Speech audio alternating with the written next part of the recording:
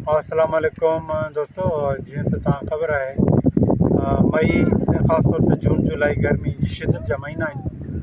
इन में गर्मी तेज़ तर थींदी वञे थी। पर हिन वक़्तु वरी क्लाइमेट चेंज जे करे गर्मी जी जेका आहे उहा हिकिड़ी शिदत वधी वई आहे।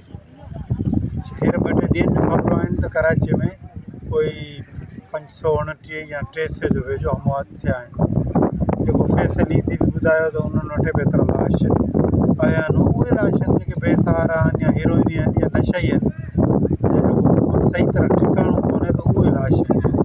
बहरहाल गर्मीअ खे कंट्रोल करणु या पाण खे बचाइणु हीट स्ट्रोक जो ई आहे इहो, त उहो असां सभिनी ते फ़र्ज़ु आहे। ख़ासि तौर ते त शिदत जे दौरान हिन गर्मीअ जे असां घर मां ॿाहिरि न निकिरूं। नंढनि बचनि खे, औरतुनि खे या बुज़ुर्गनि खे कोशिशि करियूं घर अंदरि हुजनि।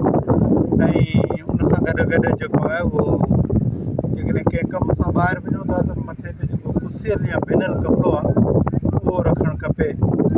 टोपी आहे त टोपी खे बि सम्झो त पुसाए उनखे बिॼाए पोइ रखणु घुरिजे। ऐं ॿी ख़ुशूसी औरतूं गर्मीअ ते मानी वग़ैरह कनि थियूं त उन्हनि खे बि तमामु शाबाश आहे, वॾी गर्मीअ में उहो कनि थियूं। त उन लाइ को बहितर अहिड़ी जॻह हुजे जिते कुझु हवा लॻी सघे त उते इहो कनि। हिकिड़े तरफ़ त इहो आहे त मींहुं बारिश जो बि इम्कानु आहे, पर जेसीं इहो वञी थिए तेसीं पाण खे पंहिंजो बचाव करिणो आहे, पंहिंजे बचनि जो बचाव करिणो आहे। ख़ासि तौर ते वॾी उमिरि जा माण्हू आहिनि या ॿार आहिनि या कहिड़ी बि उमिरि जा आहिनि। हीअ शिदत एतिरी आहे गर्मीअ जी त उनखे मौत जो वेझो खणी वेंदी आहे। तव्हां वरी बि तव्हांखे लास्ट में इहो चवंदुसि त पंहिंजो ख़्यालु करियो, पंहिंजे घर वारनि जो ख़्यालु करियो, औरतुनि जो ख़्यालु करियो। ऐं हिन गर्मी जेकी लू आहे इन खां बचण जा के तरीक़ा इख़्तियार करो त जीअं असां ज़िंदा रहूं ऐं पंहिंजे हिन माहौल खे बहितर करियूं।